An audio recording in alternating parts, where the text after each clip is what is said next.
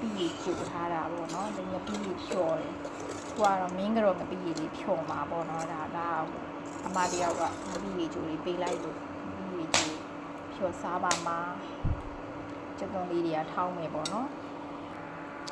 ဒီမှာငရုတ်သီးလေးကိုလုံနေပါတယ်ငရုတ်သီးလေးတွေထောင်းပါမယ်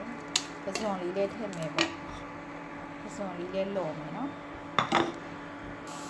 ပစွန်ကအကောင်ပြီးတော့လော်တာပေါ့နော်အကောင်ကြီးငါတော့မြင်းထုတ်ပေါ့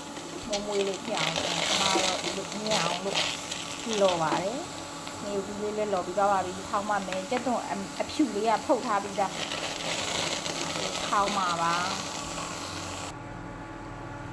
ပြီးရတဲ့ခွဲကောင်းကောင်းစားခြင်းရင်တော့ဘယ်လောက်ကုန်မယ်ထင်ပြီးရပဲကိုအနည်းဆုံး9000လောက်ကုန်ဒါက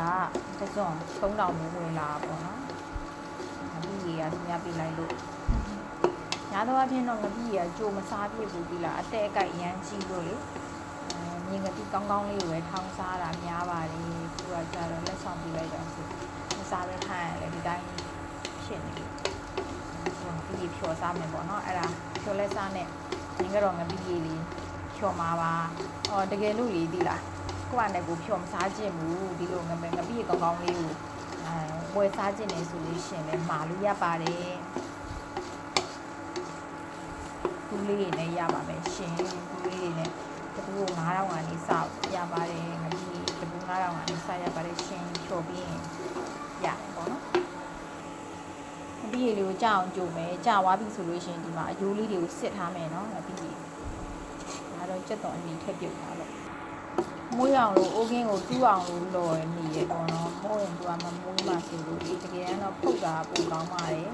အများနဲ့ကြတော့မဖုတ်နိုင်တော့ဘူးအလော်ပဲလုပ်ပါတယ်ကြက်တော်အနီလေးစီတက်လိုက်ပါမယ်ဆိုနေလို့လေမျိုးလေးဖြစ်တဲ့ဒီတက်မယ်ပေါ့နော်ညနေတိုင်းမှာရှင်ကြက်သွန်လေးစီတက်ပြီးသွားတဲ့အခါမှာလော်ထားတဲ့ပစွန်လေးတွေပါထည့်ပြီးတော့ခဏလုံးလိုက်ပါမယ်ပြီးသွားပြီဆိုလို့ရှင်ငပိရေထည့်ပါမယ်စကားလေးနဲ့စစ်ပြီးတော့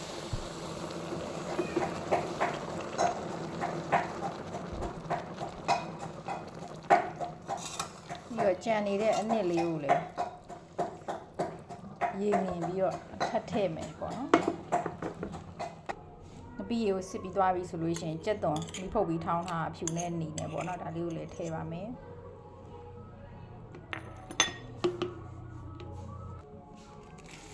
ကျန်းမုံလေးအယောင်လောက်အောင်ထည့်မယ်အိမ်မှာကလေးတွေရှိတော့ငရုတ်သီးရတော့လောလောဆယ်ဒီလောက်ပဲထည့်အောင်မယ်ပေါ့နော်ပြီးကြလို့ရှိရင်သူတို့ခွဲပြီးသွားလို့ရှိရင်အဆက်ဖြော်တာလေးကို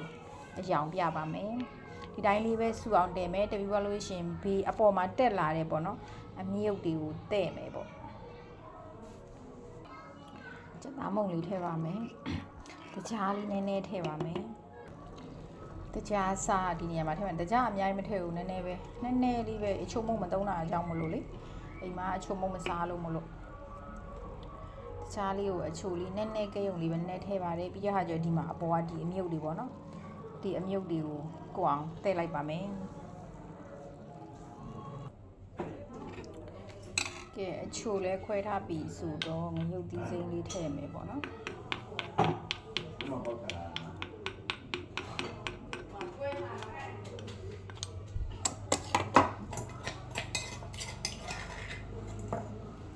ငရုတ်သီးစိမ်းလေး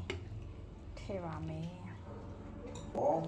ဒါကတော့ငရုတ်ဒီအကျော်မုံပေါ့အကျော်မုံရှိရင်အကျော်ထည့်အလော်မုံရှိရင်အလော်ထည့်ပေါ့နော်ပြင်းပြင်းနဲ့ပစွန်လေးနဲ့ဒီလိုမျိုးငပိဘူးလေးတစ်ဘူးကိုဒီလိုဘူးလေးတစ်ဘူးကို9000မှာထားလို့ရနေပါပြီဒါလေးကတော့မင်းကြော်ငပိပေါ့နော်ဒါကျမကြိုတဲ့မင်းကြော်ငပိပါဒီလိုငပိလေးစားနေတယ်ဆိုလို့ရှိရင်တစ်ဘူးကို9000မှာတပူ9000က2ယောက်လောက်တော့စားရပါမယ်အများကြီးတော့စားမရပါဘူးရှင်လူသေးဘူးကြီးမှမရပါတယ်ဘူးကြီးက1000မှာဘူးလေးက9000မှာလူပစုံအကောင်လေးနဲ့မင်းကြော်ငပိဆက်ပြဲလန့်လေးစားခြင်းနဲ့ဆိုရင်ကျမနာမရရပါတယ်မန္တလေးကပါမွေး အယောင်စင်းလေးကိုတစ်ချက်ရှိုးမွေးပြီးတော့ရမ်းကိုအရသာရှိတော်လေးပါရှင်